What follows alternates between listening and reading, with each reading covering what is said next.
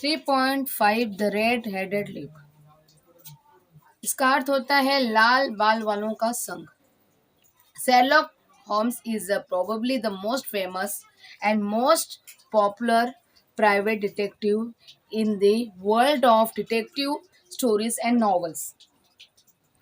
Sherlock Holmes जो थे वो बहुत ही प्रसिद्ध और बहुत ही प्रसिद्ध जो बोलते हैं डिटेक्टिव थे, और उनका संसार में जो कहानियां उन पे लिखी हुई है डिटेक्टिव संबंधित और जो उपन्यास लिखे हुए हैं उनमें उनका प्रथम स्थान है। He is known for his new observations, knowledge of many fields and ability to make accurate guesses. और इन्हें पूरी तरह से कैसे उसका ऑब्जर्वेशन करना है, कैसे निरीक्षण करना है, और उन्हें बहुत सारे क्षेत्रों की उनकी पूरी तरह से नॉलेज है, जानकारी है, and ability to make accurate guesses, और वो तुरंत किसी भी तरह से अपना मत रख पाते हैं और उनका जो सुझाव होता है वो सही होता है। Sir Arthur Conan Doyle was a doctor by profession, but he is best known for his crime fictions. Sir जो है आर्थर कैनन डॉयले जो है एक बहुत अच्छे डॉक्टर हैं, और प्रोफेशन के रूप में उन्होंने मतलब व्यवसाय के रूप में उन्होंने डॉक्टर का वो अपनाया है, डॉक्टरी को अपनाया है, और he is a best known for his crime fictions. और वे जो आपराधिक जगत के जो घटनाएं क्रम है उसको वो बहुत अच्छी तरह से उनकी जानकारी रखते हैं। The red headed lake was one of his favourite stories, और उनकी रेड हेडेड लेक मतलब लाल बालों वालों का समूह जो है या संघ है वो एक बहुत ही प्रसिद्ध कहानी है। द रेड हेडेड लेक उसका अर्थ होता है लाल बाल वालों का समूह। पार्ट 1 मिस्टर विल्सन स्टोरी, श्रीमान विल्सन की कहानी, भाग 1। When I called upon my friend Mr. Sherlock Holmes, he was conversing with a visitor who was an elderly man with fairly red hair. मैं श्रीमान शेरलॉक होम्स से मिलने गया तो वे अपने अतिथि से, अपने मेहमान से बातचीत कर रहे थे। गहरे लाल बालों वाले वे एक बहुत ही वयस्क गृहस्थ थे। Holmes introduced me to the visitor, Mr. Jabez Wilson, and he was a pawnbroker. Holmes asked him to repeat his story for me.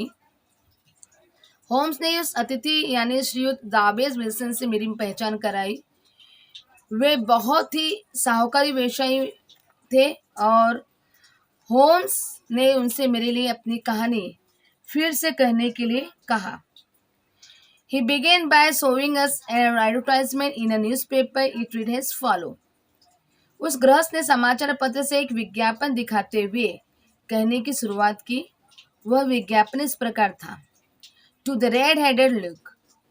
लाल बाल वाले संघ की सदस्यता के लिए आपको क्या बातें ध्यान में रखनी है।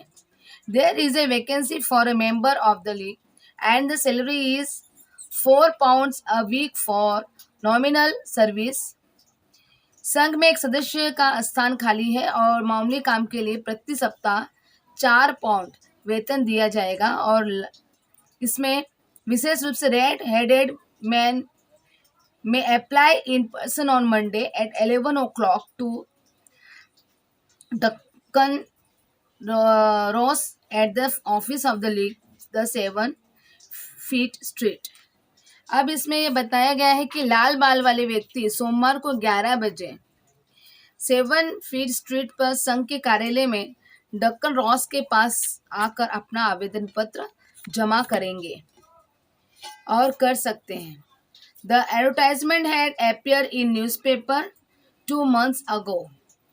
यह विज्ञापन जो था वो 2 महीने पहले समाचार पत्र में प्रकाशित हुआ था।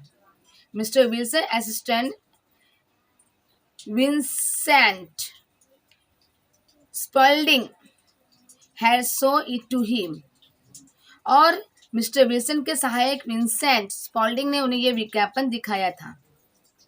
Vincent Spaulding had shown it to him. Mr. Wilson asked his assistant Spaulding, और मिस्टर विल्सन अपने सहायक स्पॉल्डिंग को बहुत चाहते थे। He was smart, efficient, and work for only half the normal wages.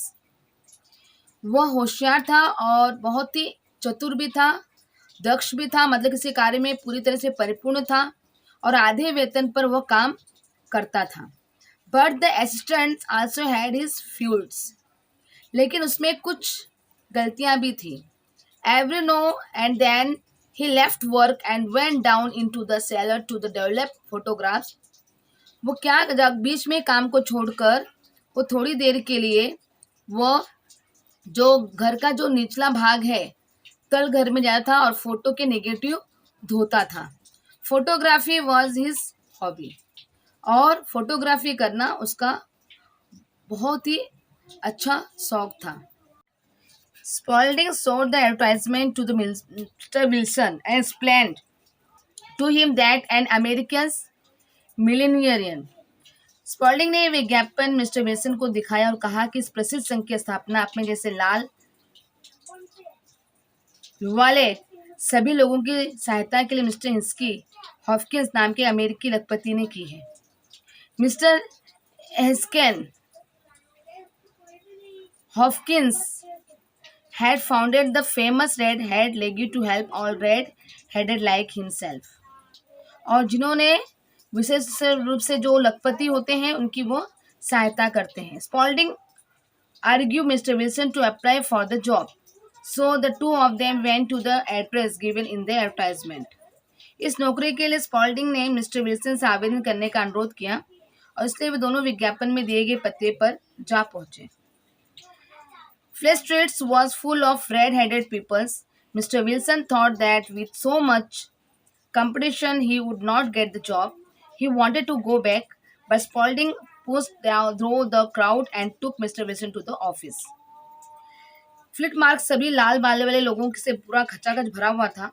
Mister Wilson को लगा कि इतनी प्रतियोगिता, इतना जो कंपटीशन है, उसमें काम मिलना उनके लिए संभव नहीं होगा. उन्हें वापस आने की इच्छा हुई, लेकिन मिस्टर स्पॉल्डिंग ने भीड़ को ढकेलते हुए मिस्टर विल्सन को ऑफिस में अंदर ले गए. There was nothing in the office but a couple of chairs and a table. एक दो कुर्सियां और एक टेबल के अतिरिक्त ऑफिस में कुछ नहीं था.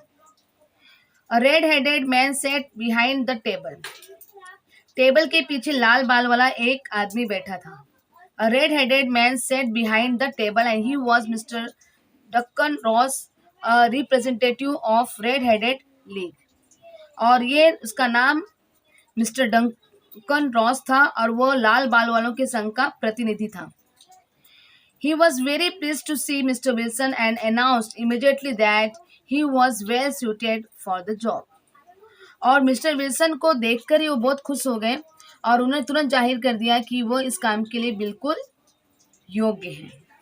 He shook hands with Mr. Wilson, congratulated him and told all others candidates to go back. और उसने मिस्टर विल्सन से हाथ मिलाया और उसका अभिवादन भी किया और उसके बाद जो प्रत्याशी जो इस कंपटीशन के लिए आए हुए थे उनको उन्होंने वापस जाने के लिए कहा. Mister Duncan Ross explain that mister Wilson would have to be in the office from 10 to 2. Mister Duncan Ross ने मिस्टर विल्सन से कहा कि सुबह 10 बजे से 2 बजे तक कार्यालय में रुकना पड़ेगा. If he left the office, he would lose the job. यदि वो नहीं आए, समय पे नहीं पहुंच पाए, तो वे कार्यालय छोड़कर ये बाहर गए तो उन्हें अपनी नौकरी छोड़नी पड़ेगी. If he would lose the job, and his Spaulding assured Mr. Wilson that he would look after Mr. Wilson's business in his absence. The pay was fixed at £4 a week. Spalding ने इसे आश्वासन दिया कि उसकी अनुपस्थिति में उसका व्यवसाय संभालेंगे. प्रति सप्ताह 4 पाउंड वेतन निश्चित हुआ. And the work said mister Wilson. और कार्य का स्वरूप क्या है, मतलब किस तरह का मुझे काम करना है, मिस्टर विल्सन ने कहा. You have to copy out the encyclopaedia Britannica. आपको ब्रिटानिका ज्ञान कोश की प्रति को तुम्हें नकल उतारनी है. The pay was very good and the work was light. वेतन बहुत अच्छा था, इस दृष्टि से काम हल्का था। Mister Wilson accept the job and begin his work the very next day. और मिस्टर विल्सन जो है उन्होंने ये जॉब स्वीकार कर लिया और वह दूसरे दिन से वो काम पे लग गए। Mister Duncan Ross was there in the office to see that Mr. Wilson did his work properly and did not leave the office.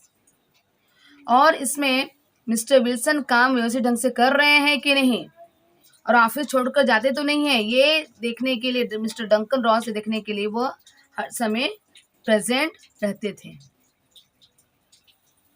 He told Mr. Wilson to start with the letter A. Mr. Wilson wrote diligently for 4 hours without leaving his place.